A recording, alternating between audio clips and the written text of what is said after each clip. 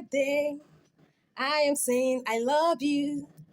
God be with you till the end of time. I am saying thank you. Happy birthday to you, ma'am, the matron of our band, Joanna Band. Happy birthday to our dear matron.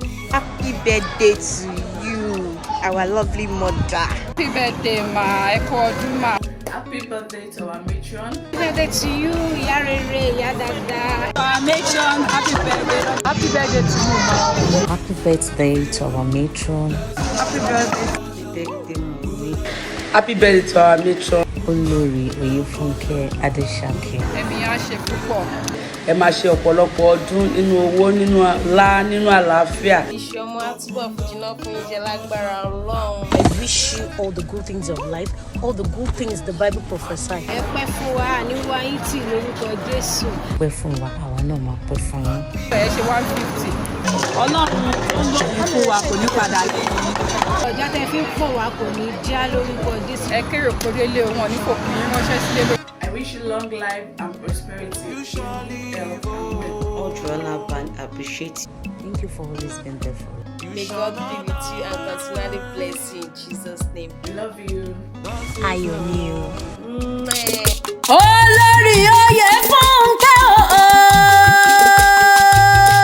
Ayáde Sàkín. Ọdún tún ti kọdún máa ń da gọ́jọ̀gọ́jọ̀ arẹwà obìnrin àtùpà bọ́lọ̀ ni mo ń kéré lọ́wọ́lọ́wọ́ o. Màmá jọ mí lójú o.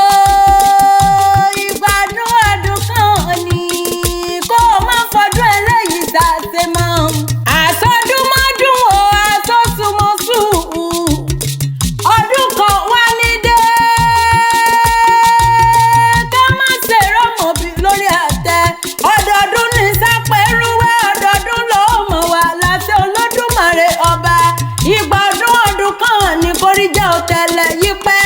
Torí àtẹ̀pẹ́ lẹ́sẹ̀ ń tẹ̀ náà. Olórí oyè Fúnkẹ́ màmá jọ mí lójú abiyamọ òtítọ́, abiyamọ òdodo, abiyamọ lọ́mọ púpọ̀. Olóore gbogbo ọmọ ẹgbẹ́ Joanna Band pátápátá. Mo ló ti sọdún èyí kó o ṣe tẹ̀mí nínú àlàáfíà, nínú owó tó pọ̀ jaburata, nínú ikú tí ń ṣe baálẹ̀ wọn rọ̀.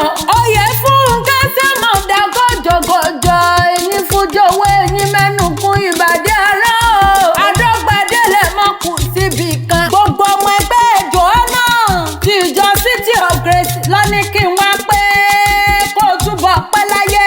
Kójú rẹ̀ mọ̀ rí bí wọ́n lọ́wọ́ kó máa ń pọ̀ sí i. Ọlá rẹ̀ kó máa ń pọ̀ sí i. Iyì rẹ̀ kó máa ń pọ̀ sí i. Wọ́n lọ́ọ́ kú àbíamọ níṣe. Wọ́n lọ́ọ́ kú àdúró tìyàwó. Wọ́n lábíamọ rere ni ọ́. Wọ́n níwà gan-an o. Lẹ́yìn Olódùmarè ìwà lọ́lọ́run tún rán sáwọn gẹ́gẹ́ bí aláàánú. Gbogbo ọmọ ẹgbẹ́ Joanna pátápátá lọ́mọ rírì rẹ̀ wọ́n ló ṣe wọ́n. Wọ́n wá fò ní ọjọ́ bí rẹ̀, wọ́n wá fi dúpẹ́, wọ́n fi tọrọ lá, wọ́n fi tọrọ yìí, wọ́n fi tọrọ ẹ̀yẹ fún ọ. Wọ́n lórí rẹ̀ ò ní burú, orí rẹ̀ ò ní gbàbọ̀dé, ò ní fọwọ́ gbọ́mọ̀ sí, iṣẹ́ rẹ̀ ò ní di iṣẹ́, ò ní dẹni iye àná. Àkànkẹ́ Adé ni mò ń pèrí lọ́wọ́lọ́wọ́ o. Àkànkẹ́ ti Maryland, Àkànkẹ́ USA, Sálọ́mù wà títí ń pawó wálé. Àkànkẹ́ máa ń dá gọ́jọ̀gọ́jọ̀ ọmọ wọn l'Ógbómọ̀ṣọ́ àjílété. Ibi wọ́n gbé jẹ kàkọ́ tó mú kan yangan lé ìlú ọ̀lẹ́ òde o. Akíkanjú ní ń gbé bẹ́ẹ̀.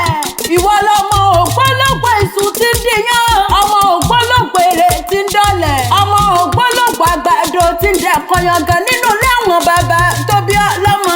Ògbómọ̀ṣọ́ Ògbómọ̀dùkún Ògbó ṣẹ̀gìn ṣẹ̀gìn ṣẹ̀gìn ṣẹ̀gìn. Ògbómọ̀ṣọ́ ní bá ọ̀ṣà òlọ́gbọ́nú. Òṣèbéré lọ́mọ Jagungbadé ń bá ọ̀ṣẹ̀. Ogun òjàjàjà kókó wọn l'Ógbómọ̀ṣọ́ nílé bàbá tó bí ọlọ́mọ rí o.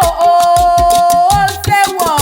Adé náà kọ àsìmí. Ọmọ Jagungbadé ní olójúgbò kẹ̀ríkẹ̀ríkẹ̀rí lójú ogun. Dùndún fọ̀rọ̀ gbogbo ṣàpamọ́ra. Wọ́n náà Ògbómọ̀ṣọ́ lóde kò